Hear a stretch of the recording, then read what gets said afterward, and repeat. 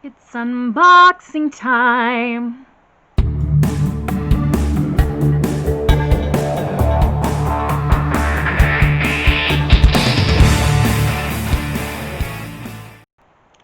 Hey there YouTube, it's Bobi aka Paginator, and it's been a while since I unboxed anything, but we have the real Bookish box for the month of October. Yes, you heard me right, we're halfway through November and this is the October box. They had a delay and things happened. It's 2020. We just have to, let things go. This box is quite heavy. We can see on the front it says a twisted web and a magnifying glass with a fingerprint inside, so as long as I don't drop it on the floor, we should be in for a good mystery here. Alright, we'll give you guys the first peek. Oh, I see crinkle clap and things. Where to start? Let's start with this donut thingy. This appears to be a squishy ornament because it's got a string on it. So I don't know if you're really meant to put it on a tree, but it's very squishy, and then the sprinkles are very textured, so you could use this for a stress ball if you needed to, but it does have this little string, so it might go on my tree. We shall see. My classroom tree is all Harry Potter stuff. It's mini Funko Pops from the last 2 years, Funko advent calendars that I have turned into ornaments, but my at-home tree has all kinds of random stuff, so a donut might as well go on there. Okay, so we have an evidence bag, which is actually a pouch of coffee from casefilecoffee.com, and it says, medium roast, location of collection Ethiopia. Remarks, to preserve quality, store in a cool, dark place. Coffee will taste best if used within 2 weeks of opening. I don't drink coffee, so I'll most likely be passing this along, but I really like the evidence packaging. That's very fun. There's a little note letting us know that there is a digital item card that will come in the email. It features information on every item included in this box, as well as information on this month's chosen picks. Okay. Alright, next we have a mug, and it is quite a large one. It says the game is afoot, which of course is a Sherlock Holmesian phrase, and we've got the signature pipe that suggests Sherlock Holmes there as well. Aww. I do love Sherlock Holmes. I love the original stories. I love the Sherlock adaptation. I love the one that has Johnny Lee Miller in it, Elementary. Almost all Sherlock adaptations, and there are a lot, I have enjoyed. So this is quite nice, and it's very large for sipping lots of hot cocoa or something nice. I suppose most people will drink the coffee out of their mug, but being that I don't drink coffee, it'll be hot cocoa for me. That coffee smells delicious, though. There's a little scent thing here.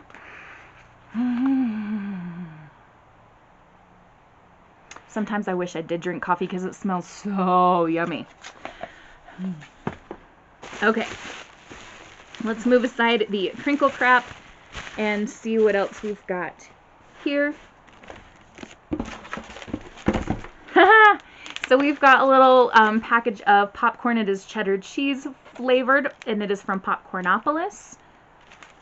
I do like popcorn. It is a great snack. And we have something here. I'm guessing this is going to be a notepad or a notebook. Yes, it is a notebook with lined pages, although strangely just lined pages on some, and then the other are plain. So I guess you could use it for whichever purpose you prefer. Some prefer lined and some prefer not lined. But on the cover we've got lots of just books, shelves crammed full of books, and I don't know if you can tell, but some of them have gold foiling on them.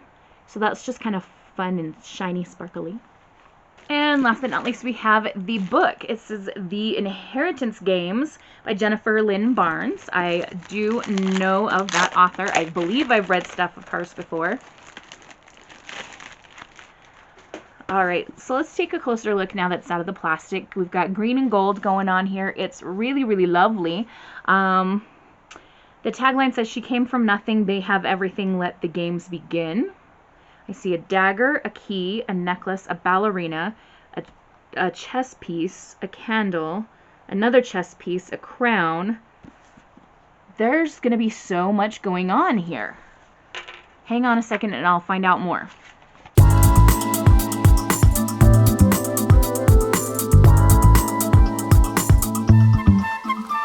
Alright, so after reading the description on inside of the dust jacket, this is giving me Knives Out vibes. I don't know if you guys have seen the movie Knives Out. I freaking loved it. It is a murder mystery, and even though I know the end of it now, I will watch it over again, like, no questions asked. It was delightful. This is about a girl named Avery Grams, and she is trying to survive high school. She hopes to win a scholarship and get out of town, like most high schoolers like to do. And it says her luck changes in an instant when billionaire Tobias Hawthorne dies and leaves her virtually his entire fortune. The only catch, Avery must move into his sprawling mansion full of secret passages, riddles, and codes. Unfortunately for Avery, Hawthorne House is also occupied by the family that Tobias Hawthorne just disinherited, including the 4 Hawthorne grandsons. I am wondering if there are going to be like attraction vibes, like some kind of romantic sideline story going on here, because they are described as dangerous and magnetic. Magnetic tells me there's going to be some kind of attraction going on there, perhaps.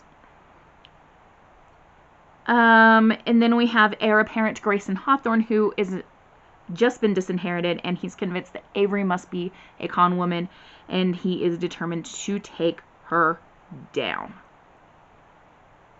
One of his other brothers feels like, no, Avery's just like Grandpa's last puzzle to leave us. We've just got to figure it out and we'll get our money back. So we'll see, I guess, what happens. It's very intriguing. Alright, I also have my Book of the Month box, and I might as well just open that while we're on a roll of opening things.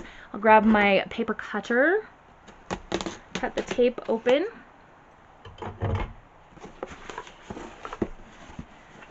Because I reached a certain amount of orders from Book of the Month, they sent me a free tote. So I've got this lovely tote with a book pocket in it, and they stuck a bookmark in there as well. It says Book of the Month BFF, because I guess I'm their BFF now. And yeah, on the back side it just says Book of the Month. It's a very sturdy, handy, like very nice bag, so that will definitely be useful. And then the book I picked to receive from the 5 choices was the one that was marked as young adult, because that's just my jam. And I accidentally threw that box harder than I thought it was going to, so I apologize if you heard that crashing sound.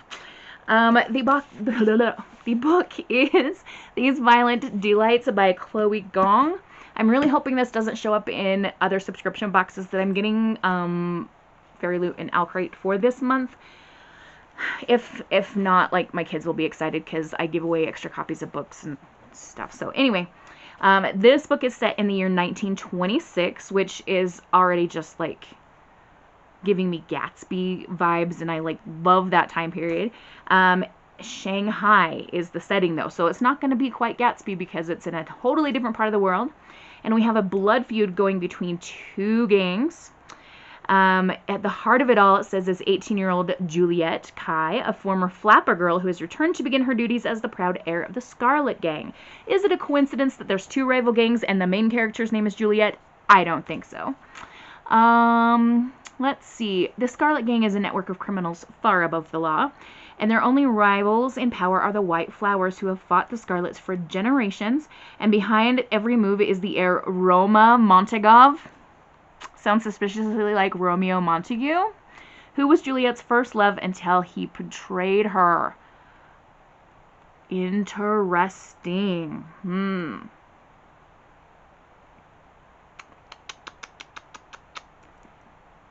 There are a few more things here, but I feel like I don't want to read the rest of the dust jacket to you because it might spoil some things. I hate it when dust jackets have things that might be spoilers, so we're just gonna call it safe for that. But that sounds really interesting. Romeo and Juliet set in 1920 Shanghai. Yes.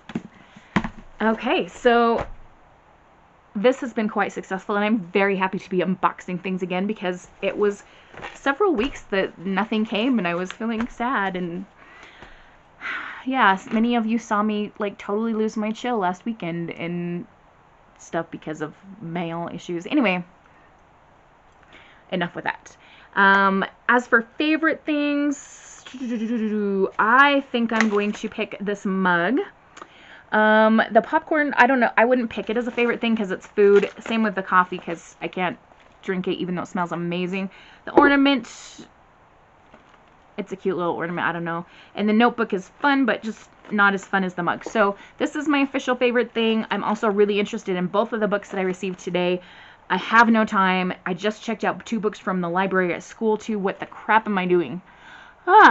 It's time for me to go get to work. So you all have a wonderful and bookish day. Happy reading. Adios.